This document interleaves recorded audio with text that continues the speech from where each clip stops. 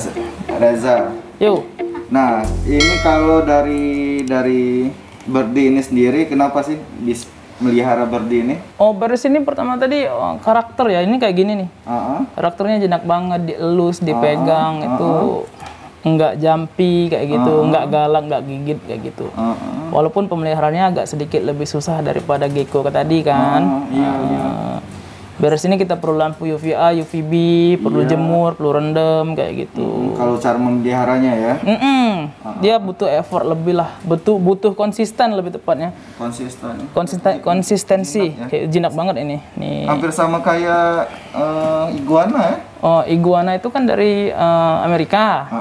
Kalau yang ini dari Australia. Kalau habitatnya juga beda. Kalau iguana kan tropis, kalau ini gurun kayak gitu. Kalau dari habitat aslinya gimana sih ini?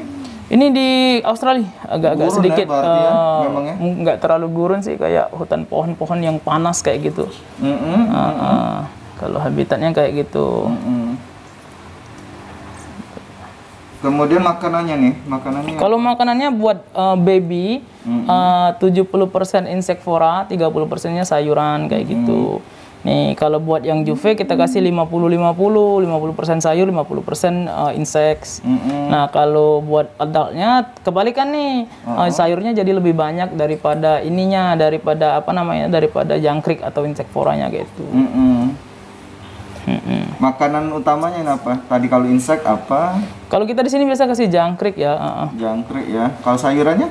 Kalau sayur kita biasa kasih pakcoy, selada air kayak gitu. Gitu ya, makan omnivora mereka. Oh, bisa dibilang omnivora. Omnivora kayak kita ya. Kemudian kalau ini karakternya kayak gini nih, anteng, nggak lari-lari, nggak kabur-kaburan. Enak ya. Makanya senang pelihara yang ini. Nggak kayak itu Landy, Landa. Kalau Landa kan kalau dipegang, kalau dia takut defense kayak itu kan. Iya, kita harus ada tekniknya. Iya. Kalau ini nggak perlu penanganan khusus sih, karena dia kayak gini nih. Dan ini ada morphnya juga kalau kita bilang. Kalau Berdis ini ada normal, ada danner. Kalau kayak gini kan danner, ada leatherback, ada jenis lain. Siapa nih? Ada yang ada di sini? Kalau di sini kita punya normal, danner, leatherback, sama hypo. Ada transdanner juga kita punya. Kalau ini danner. Kalau ini danner. Kalau yang jenis lain bisa lihat. Bentar ya. Nih kalau kayak ini nggak lari dia. Nggak lari, memang kayak itu karakternya. Dia susah. Nih kalau kayak gini, ini leatherback. Leatherback tuh durinya lebih sedikit. Leatherback. Tuh, nggak sekasar ini nih. Kalau dipegang punggungnya, ini leatherback.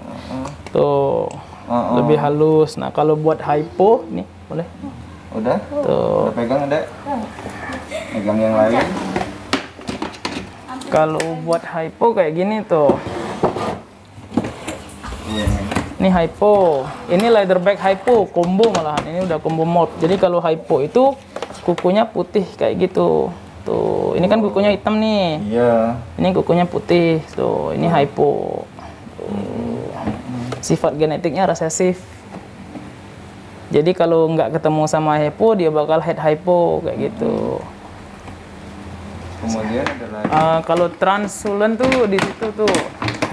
Ini kalau danner dulu lah kita jelasin. Kalau danner nih durinya nih kebalik nih. Kayak di sini.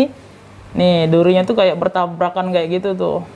Tuh dari sini ada yang ke sini, ada yang ke depan kan? Iya. Bertabrakan, sisiknya itu di sini ke samping, sisiknya nggak ke bawah, ke samping sini tuh. Beda sama yang normal. Ini normal nih.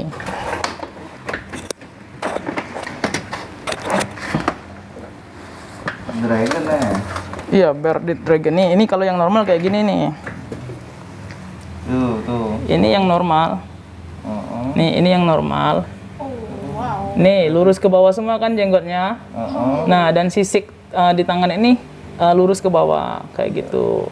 Nah, buat pattern kalau normal kayak gini. Tuh. Lurus garis-garis kayak itu. Nah, kalau danner dia lebih ke ngacak kayak gitu. Ini kita kebetulan ada babynya yang lebih kelihatan patternnya. Nih buat baby danner. Ini kita punya leatherback danner nih yang ini. Nih kalau buat danner lebih kayak gini. Nih. Tuh. Masih lincah kalau baby lincah. Tuh, ini di badannya tuh cari yang lain dulu ya, coba ya. Danner tuh kayak yang ini.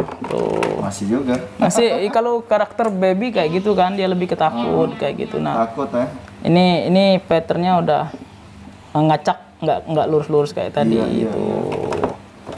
Kalau baby memang nggak mau dipegang biasanya kayak gitu. Makanya kalau pelihara Berdis itu nggak saran yang baby atau yang ini ya, soalnya susah peliharanya kayak gitu. Butuh effort lebih. Kalau yang udah gede kayak ini kan lebih hanteng, lebih diem kayak gitu. Lebih hardy juga sih sebenarnya, lebih kuat badannya. Kemudian Mas Reza, kalau dari harga nih untuk baby berapa kalau ini? Kalau Dragon kita mulai dari 750.000. Yang baby? Tergantung morph juga sih sebenarnya. 750.000 sampai ada yang 50 juta kayak gitu. Yang besar ini? Kalau yang ini harganya paling 7 jutaan lah, karena ini danner kan kayak gitu. Kalau yang biasa? Kalau yang gede itu buat jantan bisa 3 jutaan kayak gitu. Kalau buat tergantung warna juga sih, warna jadi penentu juga kayak gitu. Kalau dia standar aja mungkin 3 jutaan buat jantan, 5 jutaan buat betina kayak gitu. Tapi kalau udah merah banget bisa sampai 20, 70, bisa tergantung penjual juga sebenarnya. Iya. Gitu. Karakteristiknya. Karakteristik kalau buat BD karakteristik tuh nomor 1 sih. Collectible lah ya. Iya. Yang apa sudah. Nah, ini ada NG. Nih, kalau BD kayak gini tuh, dia kalau udah gede diem, kalem. Kalau yang tadi baby masih. Masih lari-lari, masih ngacir kayak gitu. Karena dia takut, lebih tepatnya takut sama kita sini. Iya. Kalau gecko juga kayak gitu. Kalau gecko baby ngacir juga. Kalau gede kan lebih pasif, lebih anteng dia. Oh ya, kalau ini berkembang biaknya telur ya? Ini bertelur, semuanya bertelur. Kayak buat gecko bertelur. Juga bertelur ya? Kayak tadi ovulasi. Tapi sistemnya itu clutch. Gecko juga clutch kayak gitu. Clutch maksudnya periode. Jadi misalkan dalam 1 kali musim kawin buat BD kan bisa sampai 1 sampai 4 clutch bisa kayak gitu. Jadi 1 kali bertelur itu 1 kali musim kawin bisa 4 kali bertelur. 1 kali bertelur itu 18 sampai 25 kayak gitu. Ya? Lumayan kalau buat BD kayak gitu. Kalau gecko 1 kali musim kawin itu bisa dari 1 clutch sampai 1 clutch sampai 5 clutch bisa, sampai 10 clutch bisa, tergantung kesuburannya sih sebenarnya kayak gitu. Tapi 1 kali bertelur itu 2, gitu. 1 sampai 3 lah, maksimal 3. Tapi aku belum pernah ngalamin yang 3 kayak gitu. Yang keluar telurnya 3, biasanya sih 2. Tuh. Jinak banget. Jinak, kalau yang ini jinak sih. Tuh. Aku pikir tadi tuh yang kecil-kecil itu gecko.